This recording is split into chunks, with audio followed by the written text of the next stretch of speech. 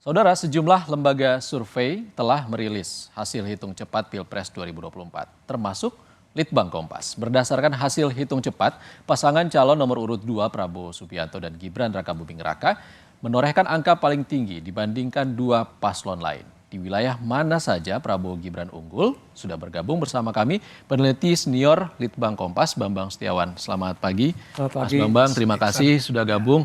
Mas Bambang, kami ingin Anda membaca hasil exit poll dari Litbang Kompas terkait dengan faktor geografi soal angka yang sudah diperoleh tiga paslon ini. Bagaimana memetakannya? Ya, berdasarkan hasil exit poll yang kami lakukan pada hari H pemungutan suara, ini kita mendapatkan gambaran bahwa pasangan nomor urut 02 Prabowo Subianto Gibran Rakabuming Raka ini memperoleh suara yang jauh lebih besar daripada pasangan-pasangan lainnya di semua gugus pulau ya.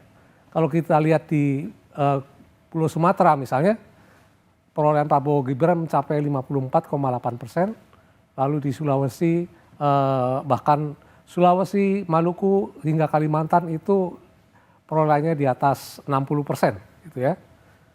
Sedangkan di Jawa yang merupakan wilayah paling penting untuk pemilu ini karena jumlah pemilihnya mencapai 56%, ini Prabowo Gibran juga unggul dengan 52,1%. Ya. Dan juga wilayah lain yang punya keunikan sendiri biasanya karena di sana kekuatan PDIP itu sangat dominan. Ini juga berhasil dikuasai oleh Prabowo Gibran dengan 51,6%. Bali dan Nusa Tenggara biasanya dikuasai oleh PDIP dan juga capresnya begitu ya Mas Bambang ya. Tapi betul. Yang terjadi tahun ini berbeda. Ini juga terjadi di Jawa Tengah ya Mas?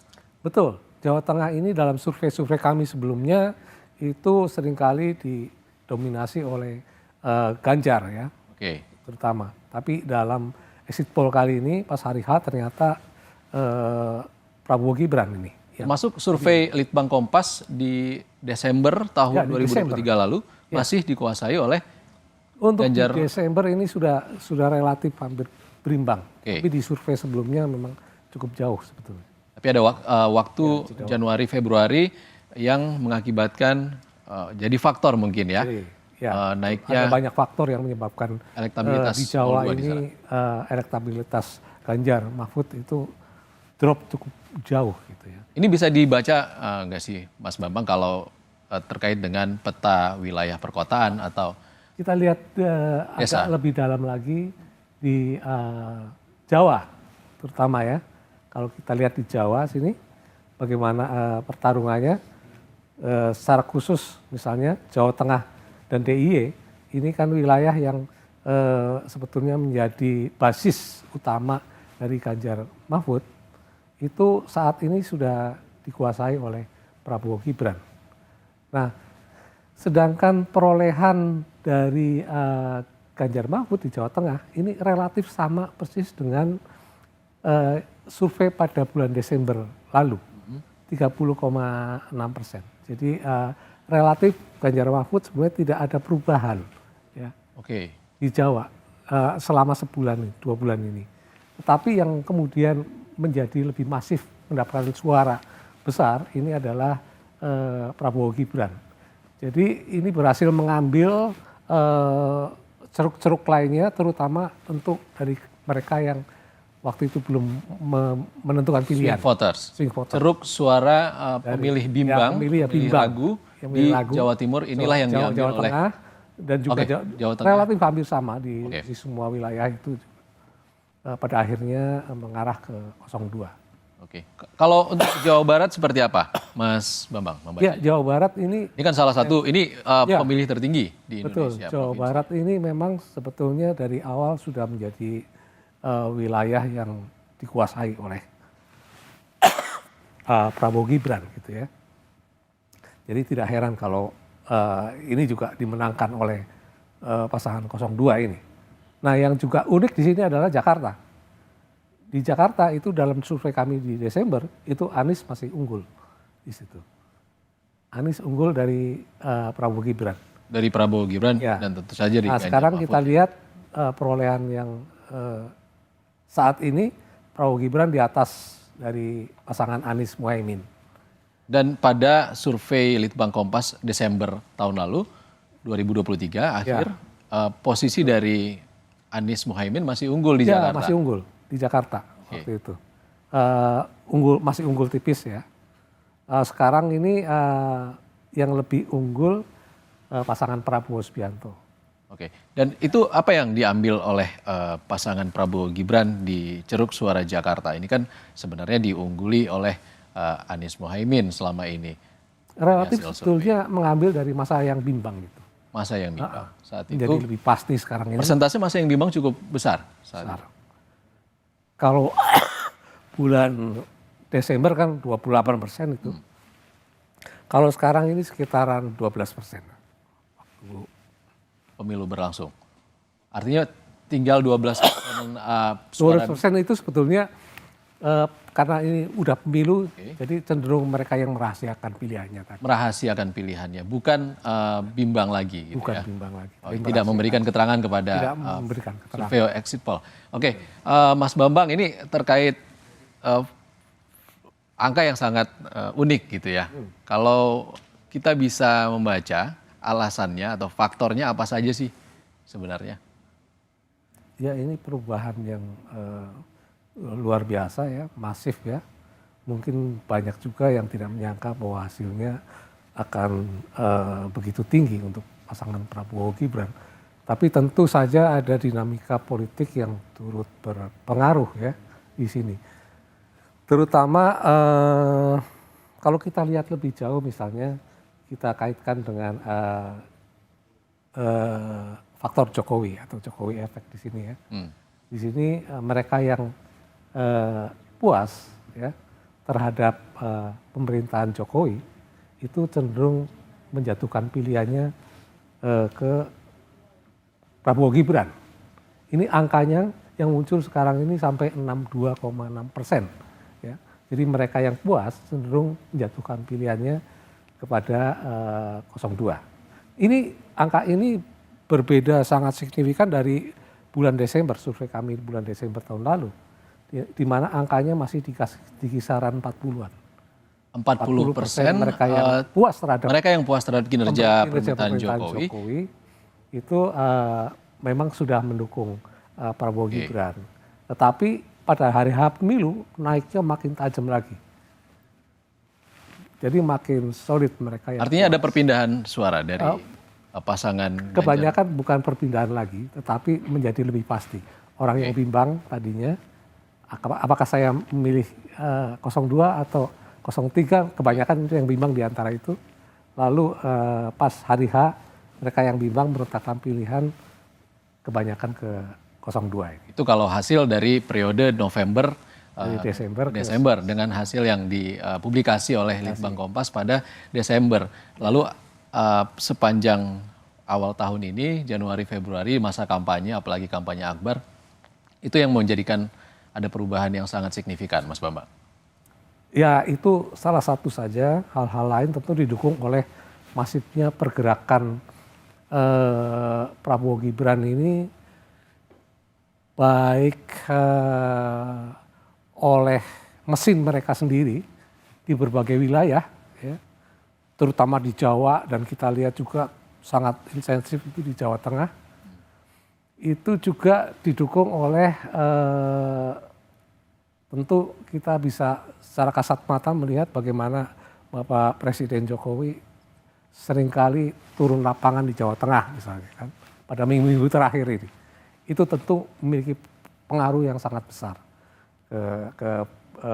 pada akhirnya mereka lebih memilih 02. Tetapi juga kita lihat di tengah pergerakan mesin 02 yang masif di lapangan, sayangnya memang kita lihat itu tidak terjadi di mesin-mesin partai dan juga mesin-mesin pasangan lain ya. Gitu. Seperti yang tadi disampaikan oleh Ketua DPC Solo juga. Karena saya kan tidak jalan turun lapangan juga memantau selain kuantitatif ini kita juga kualitatif melakukan studi geopolitik, itu kita bisa melihat Seperti apa betapa sepinya